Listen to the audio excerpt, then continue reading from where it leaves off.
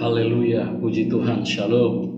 Salam jumpa lagi kepada jemaat GPDI Mahanaim, khususnya di dalam lanjutan pelajaran kita pendalaman Alkitab tentang eskatologi.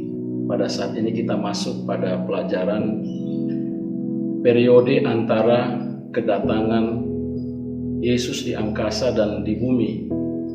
Nah, kita mau belajar mengetahui apa yang dikatakan Alkitab. Nama periode yang dimaksudkan di sini adalah dikenal dengan nama Great Tribulation. Great Tribulation yang diterjemahkan siksaan yang dahsyat.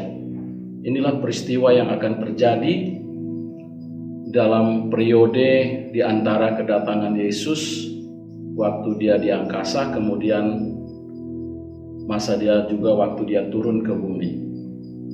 Karena di dalam Matius 24 ayat 21 menulis, sebab pada waktu itu akan terjadi siksaan yang dahsyat seperti yang belum pernah terjadi sejak awal dunia sampai sekarang dan yang tidak akan terjadi lagi. Nah, itulah peristiwa yang akan terjadi ketika Yesus datang di angkasa dan periode dia datang ke dunia. Nah, saudara yang kekasih dalam Tuhan, lamanya tribulasi besar atau masa siksaan yang dahsyat itu terjadi di masa periode Yesus datang di angkasa dan kemudian dia datang ke dunia. Disebut peristiwa itu lamanya terjadi satu masa, dua masa, dan setengah masa. Itu tertulis dalam Daniel 7 ayat 25 dan Daniel 12 ayat 7. Dalam Wahyu 12 ayat 14 di sana katakan 42 bulan. Dalam Wahyu 12 ayat 2 dan Wahyu 13 ayat 5 atau disebut dengan 1260 hari. Dalam Wahyu 12:6 perempuan itu lari, dikatakan firman Tuhan dalam Wahyu 12 ayat 6, perempuan itu lari ke padang gurun di mana telah disediakan satu tempat baginya oleh Allah supaya ia dipelihara di situ 1240 hari lamanya. Jadi jelas Alkitab memberikan memberitahukan waktu masa terjadinya yang disebut dengan tribulasi besar itu atau disebut dengan Great Tribulation. Itu peristiwa itu terjadi selama 3,5 tahun atau 1240 hari lamanya. Nah, kemudian kita lihat sifat dari tribulasi besar itu adalah yang terjadi dalam peristiwa dalam bentuk politis.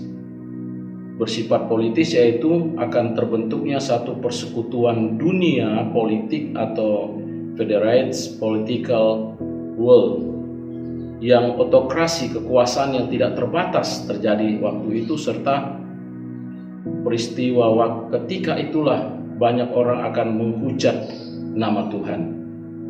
Di dalam Lukas 21 ayat 20 sampai 24 di sana tertulis, apabila kamu melihat Yerusalem dikepung oleh tentara-tentara, ketahuilah bahwa keruntuhannya sudah dekat. Pada waktu itu orang-orang yang berada di Yudea harus melarikan diri ke pegunungan, dan orang-orang yang berada di kota harus mengungsi, dan orang-orang yang berada di pedusunan jangan masuk lagi ke kota. Sebab itu masa pembalasan di mana akan genap semua yang tertulis. Celakalah ibu-ibu yang sedang hamil atau yang menyusukan bayi pada masa itu. Sebab akan datang kesesakan yang dahsyat atas seluruh negeri dan murka Allah atas bangsa ini. Dan mereka akan tewas oleh mata pedang, dibawa sebagai tawanan ke segala bangsa. Dan Yerusalem akan diinjak-injak oleh bangsa-bangsa yang tidak mengenal Allah, sampai genaplah zaman bangsa-bangsa itu. Bahkan lebih jelas lagi kita lihat dalam Wahyu 13 ayat 1. Lalu aku melihat seekor binatang keluar dari dalam laut, bertanduk 10 dan berkepala 7, di atas tanduk-tanduknya terdapat 10 mahkota, dan pada kepalanya tertulis nama-nama hujat. Nah, jadi berdasarkan ayat-ayat ini kita diberitahukan bahwa apa yang akan terjadi, yaitu di masa tribulasi besar itu akan terjadinya satu perubahan politik yang terbentuk, sehingga terjadi suatu persekutuan di dalam dunia ini akan mengepung yang disebut Yerusalem. Jadi ada negara-negara yang akan bersatu untuk menghancurkan Yerusalem atau Israel. Nah, itu yang dikatakan dalam Wahyu 13 ayat 1. Seekor binatang keluar dari dalam laut bertanduk 10. Itulah berbicara tentang kerajaan-kerajaan, berkepala 7, di atas tanduk-tanduknya terdapat 10 mahkota, dan pada kepalanya tertulis nama-nama hujat. Nah, pada saat itu juga akan terjadi satu peristiwa, nama Tuhan akan dihujat oleh mereka yang tidak percaya kepada Kristus atau disebut dengan antikris. Nah, kita lihat kemudian bersifat religius, yang hubungannya dengan sifat religius adalah Tuhan telah berfirman bahwa akan ada orang yang datang dengan memakai nama Tuhan Yesus dan menyatakan bahwa Ia adalah Mesias itu, dan mereka akan menyesatkan banyak orang. Mungkin orang-orang Israel disesatkan juga dan menerima dia sebagai penyesat pada waktu itu. Ada tertulis, karena di dalam Matius 24 ayat 5 katakan, sebab banyak orang akan datang dengan memakai namaku dan berkata, akulah Mesias, dan mereka akan menyesatkan banyak orang. Sebab Mesias-Mesias palsu dan nabi-nabi palsu akan muncul, dan mereka akan mengadakan tanda-tanda yang dahsyat dan mujizat-mujizat, sehingga sekiranya mungkin mereka menyesatkan orang-orang pilihan juga. Nah, peristiwa dalam hal ini yang akan terjadi adalah akan terjadi banyaknya penyesatan. Akan muncul yang disebut dengan Mesias palsu dengan mengaku bahwa dia adalah Mesias, kemudian menyesatkan banyak orang. Dia bisa melakukan banyak mujizat, dia juga dikatakan bisa melakukan hal-hal tanda-tanda ajaib. Dia juga bisa membuat orang lain menerima mujizat. Tetapi dalam hal inilah mereka tidak disadarkan bahwa mereka sedang disesatkan pada waktu itu. Karena kondisi di mana dalam keadaan yang sangat sukar ketika orang ditawarkan dengan hal-hal yang palsu karena dia tidak memiliki iman yang kuat, maka banyak orang yang akan terpengaruh. Dalam Yohanes 5 ayat 43 juga ditulis bahwa aku akan datang dalam namaku dan kamu tidak menerima aku. Jika orang lain atas nama sendiri, kamu akan menerima dia. Sebab itulah kita harus berjaga-jaga. Kalau sekarang kita sudah menerima Yesus sebagai Tuhan dan Juru Selamat dalam hidup kita harus benar-benar menjadi orang yang sungguh-sungguh setia. Karena nanti akan muncul nabi-nabi palsu dan ada orang-orang yang mengaku sebagai Mesias yang bisa juga membuat tanda-tanda mujizat. Akan munculnya pengajaran-pengajaran palsu. Dengan hal demikian kita harus berjaga-jaga. Sebab itulah kita harus memiliki iman yang kuat sehingga satu saat kita tidak menghadapi masa kesukaran yang besar ini. Kemudian kita lihat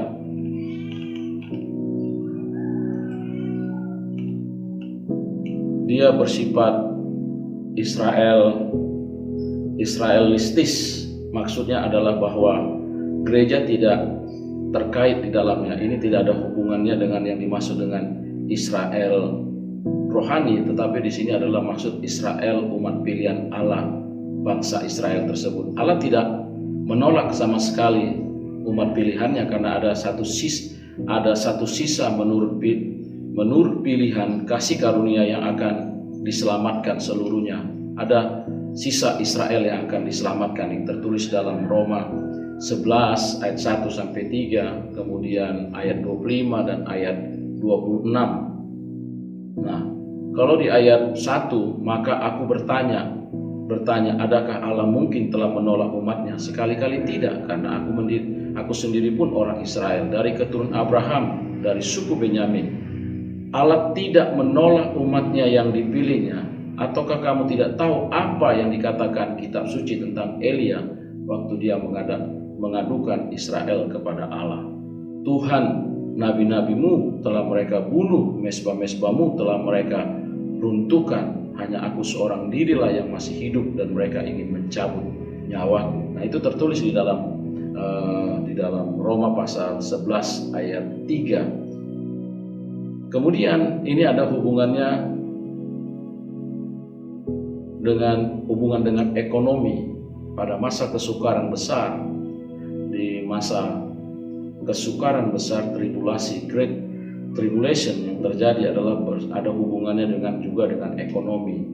Yang terjadi adalah bahwa hubungan antara majikan dengan tuan menjadi sangat tegang. Artinya bahwa majikan tidak lagi bisa memberikan kepada buruh upah yang layak. Terjadi krisis pada waktu itu. Terjadi masa krisis di mana banyak orang-orang akan di-PHK, kemudian orang akan sulit mendapatkan pekerjaan, dan orang akan sulit untuk mendapatkan makan.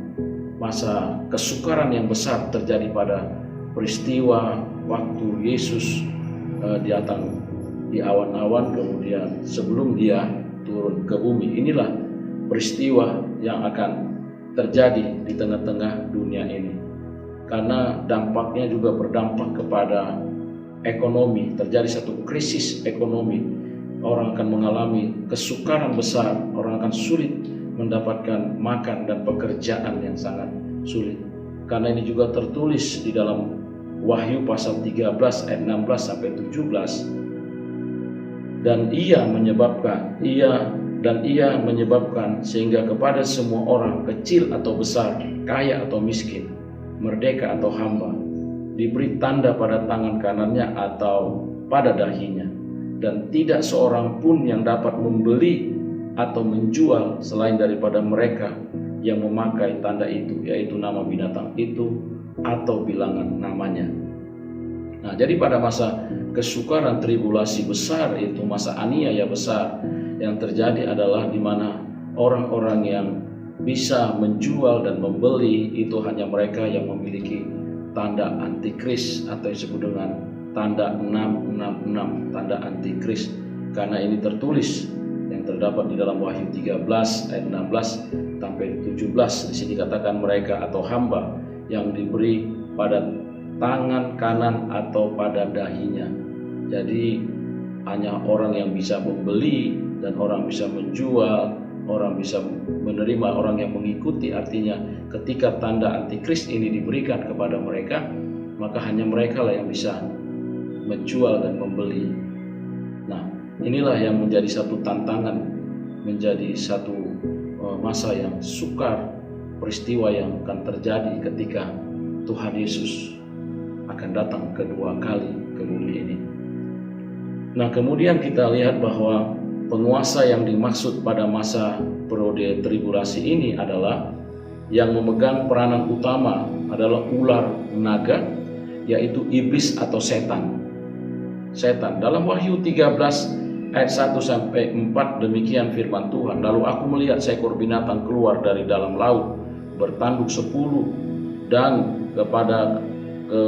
berkepala 7. Di atas tanduk-tanduknya terdapat 10 mahkota, dan pada kepalanya tertulis nama-nama hujat. Nah, binatang yang kulihat itu serupa dengan macan tutul, dan kakinya seperti kaki beruang, dan mulutnya seperti mulut singa, dan naga itu memberikan kepadanya kekuatan. Naga itu memberi kepadanya kekuatan dan tahtanya dan kekuasaannya yang besar. Maka tampaklah kepadaku satu dari kepala-kepala seperti kena luka membahayakan hidupnya, tapi luka yang membahayakan hidupnya itu sembuh seluruhnya. Dunia heran lalu mengikut binatang itu, dan mereka menyembah naga itu karena ia memberikan kekuasaan kepada binatang itu, dan mereka menyembah binatang itu sambil berkata, siapakah yang sama seperti binatang ini, dan siapakah yang dapat berperang melawan dia? Nah, kita lihat pengaruh yang sangat besar yang terjadi dalam peristiwa di mana pada masa periode tribulasi ini adalah kekuatan yang diberikan kepada ular naga itu untuk mempengaruhi orang dengan tanda-tanda yang dia lakukan, sehingga banyak orang akan menghujat Tuhan, banyak orang yang akan berbalik dari Tuhan. Itulah yang akan terjadi pada peristiwa-peristiwa terakhir. Bahkan dikatakan di sini bahwa di kepalanya seperti kena luka yang membahayakan hidupnya. Tetapi apa yang terjadi? Luka yang membahayakan hidupnya itu sembuh. Seluruh dunia heran. Nah, artinya bahwa ular naga atau setan iblis itu juga bisa menyembuhkan, bisa melakukan hal-hal yang mujizat. Artinya tidak pada saat peristiwa itu bahwa iblis pun bisa melakukan hal-hal yang menyembuhkan, memulihkan orang-orang yang percaya kepada mengikutnya, sehingga banyak orang dikatakan pada saat itu mereka akan menyembah naga itu, menyembah setan itu, menyembah iblis itu, karena ia memberikan kekuasaan kepada binatang. Mereka menyembah sambil berkata, siapakah? Nah, seakan-akan pada saat peristiwa itu banyak orang yang menyanjung, meninggikan nama binatang itu. Itulah peristiwa yang terjadi pada waktu itu. Kemudian kita masuk pada satu pelajaran selanjutnya adalah masa pre-tribulasi. Sebelum terjadi tribulasi yang besar itu, bahwa di sini peristiwa di mana dikatakan bahwa janji Tuhan Yesus seperti gereja di Philadelphia seperti terdapat dalam Wahyu pasal 3 mengandung 4 hal, yaitu dituliskan kepada malaikat di ayat 1 dalam Wahyu pasal 3 bahwa kepada malaikat jemaat di Sardis dituliskan, inilah firman Dia yang memiliki ketujuh roh Allah dan ketujuh binatang itu. Aku tahu segala pekerjaanmu, engkau dikatakan hidup padahal engkau mati. Karena itu ingat, bangunlah dan kuatkanlah apa yang masih tinggal dan sudah hampir mati, sebab tidak satu pun dari pekerjaanmu aku dapati sempurna di hadapan Allahku. Karena itu ingatlah bahwa engkau telah menerima dan mendengarnya, turutilah itu dan bertobatlah. Karena jikalau engkau tidak berjaga-jaga, aku akan datang seperti pencuri dan engkau tidak tahu pada waktu mana aku tiba datang kepadamu. Nah, kemudian di ayat 4 dalam Wahyu 3, tetapi di Sardis ada beberapa orang yang tidak mencemarkan pakaiannya. Mereka akan berjalan dengan aku dalam pakaian putih karena mereka adalah layak untuk itu. Barang siapa menang, ia akan dikenakan pakaian putih yang demikian. Aku tidak akan menghapus namanya dari kitab kehidupan, melainkan aku akan mengaku namanya di hadapan Bapakku dan di hadapan para malaikatnya. Siapa bertelinga, hendaklah ia mendengar apa yang dikatakan oleh Roh kepada jemaat. Nah, saudara yang kekasih, kita lihat juga di dalam ayat 7 bahwa dituliskan kepada malaikat jemaat di Philadelphia, inilah firman yang kudus, yang benar, yang memegang kunci Daud. Apabila ia membuka, tidak ada yang dapat menutup. Apabila dia menutup, tidak ada yang dapat membuka. Aku tahu segala pekerjaanmu, lihat aku telah membuka pintu bagimu, tidak dapat ditutup oleh seorang pun. Aku tahu bahwa kekuatanmu tidak seberapa, namun engkau menuruti firmanku dan engkau tidak menyangkal namaku. Nah, inilah yang paling penting yang perlu kita lakukan. Bagaimana kita menjadi gereja Tuhan yang hidup di akhir zaman ini, kita harus sungguh-sungguh menuruti firman Allah. Jangan sampai kita menyangkal nama Tuhan Yesus. Karena hari-hari ini banyak orang karena keadaan, situasi menyangkal nama Yesus, menyangkal nama Tuhan. Mereka meninggalkan Tuhan, mereka berpindah dari kepercayaan yang sudah dia miliki karena keadaan, situasi, karena kedudukan, karena jabatan. Begitu banyak bisa membuat orang meninggalkan Tuhan. Saudara yang kekasih, kalau kita hidup di dalam merasa berdosa dan tidak layak, kita patut kita kembali kepada Tuhan, kita bertobat. Karena kalau kita sungguh-sungguh bertobat di hadapan Tuhan, pasti mengampuni kita. Karena 1 Yohanes 1:9 katakan, kalau kita mengaku dosa kita, maka Dia Allah yang setia akan melupakan dan mengampuni kita. Ini yang harus kita lakukan, bukan berarti bukan malah kita harus menjauh dari Tuhan atau meninggalkan Tuhan. Pelarian kita untuk meninggalkan Yesus, bukan itu yang kita lakukan. Dalam keadaan apapun kita tetap setia sampai akhir, supaya kita bisa menerima kasih karunia Tuhan dan hidup kita diselamatkan. Nah, saudara yang kekasih, kita juga mengetahui bahwa apa yang ditulis oleh firman Tuhan, pertama, sesuatu masa yang akan terjadi, masa penderitaan, kita belajar untuk mengetahui pada apa yang akan terjadi, masa aniaya yang akan datang itu, bagaimana masanya, waktunya. Kemudian kita belajar besarnya aniaya atau luasnya wilayah, karena di dalam firman Tuhan katakan dalam Wahyu 3 ayat 10, karena engkau menuruti firman-Ku untuk tekun menanti aku, maka aku pun akan melindungi engkau dari pencobaan yang akan datang atas seluruh dunia untuk mencobai mereka yang diam di bumi. Jadi kita tahu bahwa ketika terjadi Great Tribulation atau aniaya besar itu terjadinya bukan bersifat lokal atau di tempat tertentu saja, tapi dia meliputi, luasnya itu adalah meliputi seluruh dunia atau seluruh umat orang yang tinggal di bumi ini, karena dikatakan pencobaan yang akan datang atas seluruh dunia untuk mencobai mereka yang tinggal di bumi. Dalam Wahyu 8:13, lalu aku mendengar seekor burung nasar terbang di tengah langit dan berkata dengan suara nyaring, celakalah mereka yang diam atas bumi, dan mereka yang karena bunyi sangkakala ketiga malaikat lain masih akan meniup sangkakalanya. Ketika sangkakala itulah akan terjadi urutan peristiwa-peristiwa yang terjadi di muka bumi ini. Kemudian sasarannya dari tribulasi ini adalah, masa aniaya ini adalah, sasaran dari siksaan besar itu adalah semua orang yang diam di bumi. Dalam Wahyu 8 ayat 13, lalu aku mendengar seekor burung nasar terbang di langit berkata suara nyaring, celaka itu menunjukkan kepada semua orang, karena dikatakan celaka mereka yang diam di atas bumi. Jadi yang akan mengalami satu masa aniaya besar, Great Tribulation ini, adalah mereka yang diam di atas bumi, karena ada peristiwa-peristiwa yang akan terjadi ketika malaikat itu membunyikan sangkakala. Itulah peristiwa. Kemudian dalam peristiwa ini yang akan dilindungi adalah ketika peristiwa ini terjadi, siksaan besar itu terjadi, adalah satu masa siksaan besar terjadi, itu yang dilindungi adalah orang-orang yang percaya, mereka yang melakukan firman Tuhan. Itu tertulis dalam Wahyu 3 ayat 10. Jadi yang dilindungi oleh Tuhan itu adalah orang-orang percaya yang melakukan firman Allah, yang melakukan firman Tuhan. Nah, kemudian sifat dan maksud daripada tribulasi ini adalah sifatnya itu incidental atau artinya bersifat sementara, karena terjadi hanya, ditulis dalam Alkitab itu 3,5 tahun, yang di dalamnya Allah bermaksud menghukum atau menyiksa dunia yang menolak Yesus Kristus adalah Tuhan. Jadi ini akan mengalami hal ini adalah orang-orang yang menolak Yesus Kristus adalah Tuhan. Karena di dalam 2 Petrus 2 ayat 9 dan 10, ayat 9 katakan, maka nyata bahwa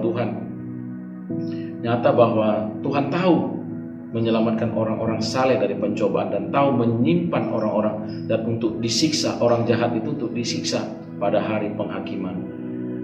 Di ayat 10, terutama mereka yang menuruti hawa nafsunya karena ingin mencemarkan diri dan menghina pemerintahan Allah. Mereka begitu berani dan angkuh sehingga tidak segan-segan menghujat kemuliaan.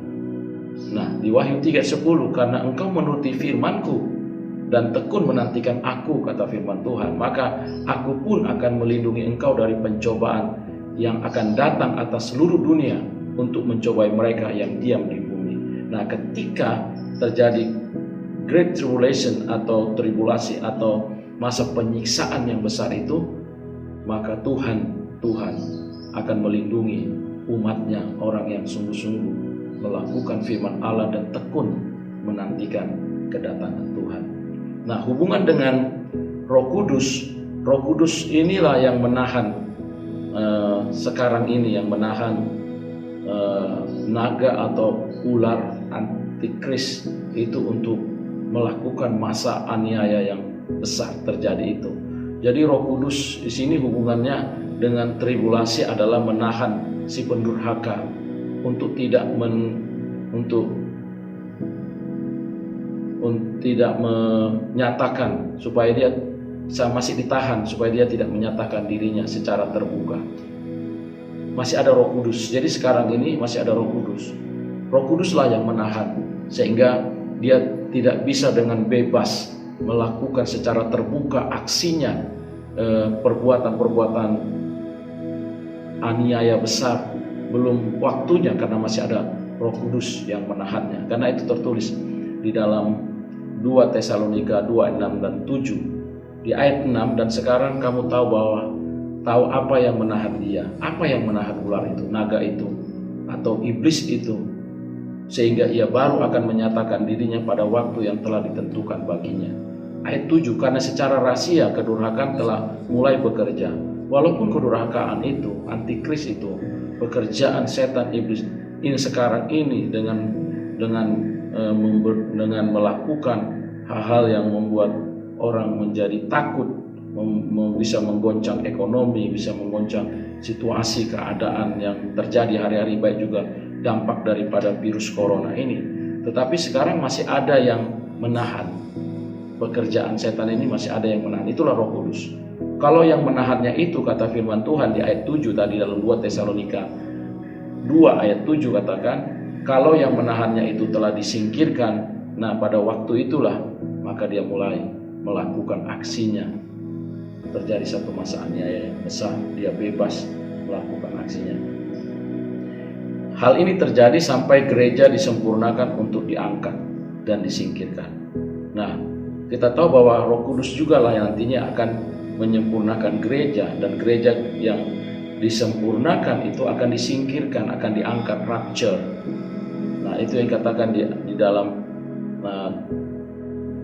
ayat 27 pasal 5:27, supaya dengan demikian dia menetapkan jemaat dalam Efesus 5 ayat 27, supaya dengan demikian dia menetapkan jemaat di hadapan dirinya dengan cemerlang, tanpa cacat atau kerut yang serupa dengan itu, tapi supaya jemaat kudus dan tidak bercelah.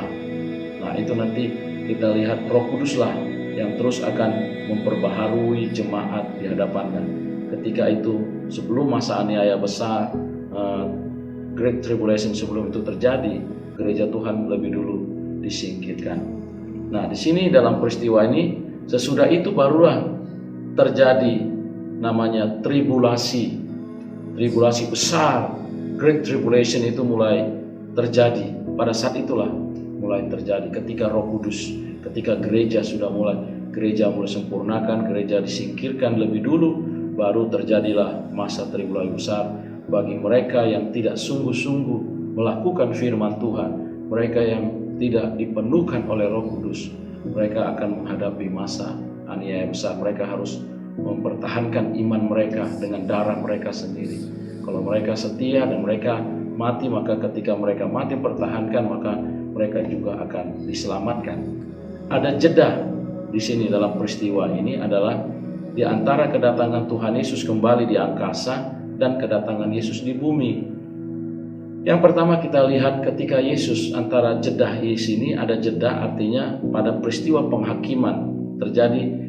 Sebelum Yesus datang ke dunia, waktu dia datang di angkasa, itu akan terjadi penghakiman bagi orang-orang percaya, menghakimi dan menerima upah. Yang dihakimi itu adalah orang-orang percaya. Kalau mereka melakukan firman Tuhan, mereka sungguh-sungguh dalam Tuhan, maka mereka menerima upah. Karena di dalam 2 Korintus 5:10 katakan bahwa sebab kita semua akan menghadap tahta pengadilan Kristus, supaya setiap orang memperoleh apa yang patut diterimanya sesuai dengan yang dilakukannya dalam hidupnya ini, baik ataupun yang jahat. Jadi orang-orang percaya akan menghadap pengadilan Tuhan. Mereka akan menerima upah ketika mereka melakukan hal yang baik, yang berkenan di hati Tuhan. Yohanes 5 ayat 22, Bapa tidak menghakimi siapapun, melainkan telah menyerahkan. Jadi yang menghakimi di sini adalah Yesus. Penghakiman itu seluruhnya diserahkan kepada anak. Itu tertulis dalam Yohanes 5 ayat 20. Jadi Yesuslah yang akan menjadi hakim. Yang perlu kita garis bawahi, satu saat yang menjadi hakim atas dunia orang-orang berdosa, semua orang itu adalah Tuhan Yesus Kristus. 1 Korintus 3:11 katakan, karena tidak ada seorang pun yang dapat meletakkan dasar lain daripada dasar yang telah diletakkan oleh Yesus, yaitu Yesus Kristus. Di dalam 1 Korintus 3:12 katakan, entah orang membangun di atas dasar dengan emas, perak, batu permata, kayu, rumput kering, atau jerami. Di dalam ayat 13, sekali kelak pekerjaan masing-masing orang akan nampak, karena hari Tuhan akan menyatakan, sebab ia akan nampak dengan api, dan bagaimana pekerjaan masing-masing orang akan diuji oleh api itu. Akan teruji, setiap pekerjaan orang itu akan diuji. Apakah dibangun di atas dasar emas, perak, batu permata, atau kayu, rumput kering, atau jerami. Kalau dia kayu, dibangun atas rumput kering atau jerami, dia akan terbakar. Itu akan diuji oleh api. Sebab itulah kita harus membangun dasar iman kita berdasarkan firman Allah. Dialah batu karang yang teguh. Yesus karena berkata, aku akan membangun jemaatku di atas batu ini, dan alam maut tidak akan menguasainya. Itu terdapat dalam Matius 16 ayat 18. Nah, waktu masa jeda itu adalah karena pada masa itu juga terjadi masa perkawinan, waktu perjamuan kawin anak domba Allah. Dalam Wahyu 19 ayat 7-9, perjamuan kawin anak domba itu terjadi di sorga. Sebab pada ayat 11 dari Wahyu 19, sesudah berlangsungnya perjamuan kawin itu di sorga terbuka, barulah Tuhan Yesus dan orang-orang kudusnya turun ke bumi. Jadi dalam Wahyu 19, maaf bukan ayat 11, Wahyu 19 ayat 9. Nah, di situ akan terjadi berlangsungnya perjamuan kawin di sorga. Perjamuan kawin anak domba Allah. Nah, di dalam Wahyu 19 ayat 9 katakan, lalu ia berkata kepadaku, tuliskanlah, berbahagialah mereka yang diundang ke perjamuan kawin anak domba. Katanya lagi kepadaku, perkataan ini adalah benar, perkataan-perkataan dari Allah. Berbahagialah, sebab itulah berbahagia mereka yang diundang dalam perjamuan kawin anak domba Allah. Nah, jadi saudara yang kekasih, dalam peristiwa sebelum Yesus dikatakan datang ke dunia ini, jadi peristiwa itu sudah lebih dulu terjadi di sorga. Nah, orang-orang sudah dibawa ke sorga, kemudian mereka yang diundang dalam perjamuan kawin anak domba Allah. Maksudnya setelah peristiwa itulah baru mereka yang bersama-sama dengan Kristus itu, mereka baru turun ke bumi memerintah bersama-sama dengan Kristus 1000 tahun damai. Nah, kita akan lanjutkan pelajaran nanti itu sebelum masuk pra-milenium. Milenium 1000 tahun damai, masa pemerintahan Kristus. Sebab itu saudara yang kekasih, nanti kita akan lanjut lagi kepada pelajaran yang selanjutnya, apa yang terjadi sebelum Yesus, masa pemerintahan Yesus selama 1000 tahun damai. Puji nama Tuhan. Untuk saat ini kita terima pelajaran ini, kita akan terima pelajaran untuk selanjutnya tentang eskatologi. Dengan pelajaran ini saya berharap semakin kita mengerti apa yang akan terjadi, peristiwa-peristiwa terjadi di akhir zaman sebelum Yesus Kristus datang kedua kali, dan kemudian pada masa Yesus datang di awan-awan sebelum dia turun ke bumi, kita pun sudah memahami peristiwa-peristiwa yang akan terjadi di muka bumi ini. Sebab itulah sebagai jemaat Tuhan, khususnya jemaat Tuhan GPD Manaim dan jemaat Tuhan dimanapun berada, firman Tuhan yang kita pelajari hari ini perlu kita garis bawahi. Tuhan akan melindungi orang-orang yang melakukan firman-Nya, mereka yang menanti-nantikan kedatangan Tuhan Yesus kedua kali. Hendaklah kita bersyukur kita punya Tuhan Yesus sebagai juru selamat, dan Roh Kudus menolong kita, menuntun kita, membawa kita terus menjadi gereja yang sedang dibawa kepada kesempurnaan. Kita percaya hanya mereka yang dipenuhkan dengan Roh Kudus, dipimpin oleh Kudus, hidup melakukan firman Tuhan. Satu saat sebelum masa peristiwa Great Tribulation itu terjadi, masa aniaya besar terjadi, saya percaya gereja Tuhan, umat Tuhan yang sungguh-sungguh di dalam Tuhan, kita pasti lebih dulu disingkirkan. Setelah itu kita akan menyongsong Yesus di awan-awan dengan tubuh yang diubahkan dengan tubuh kemuliaan. Puji nama Tuhan. Saya percaya lewat firman Tuhan pelajaran hari ini, hidup kita semakin kuat, semakin diteguhkan, hidup kita semakin diberkati oleh Tuhan. Dalam nama Tuhan Yesus Kristus, biarlah firman ini menjadi bagian dalam hidup kita. Haleluya, haleluya. Amin, amin, amin. Tuhan Yesus memberkati.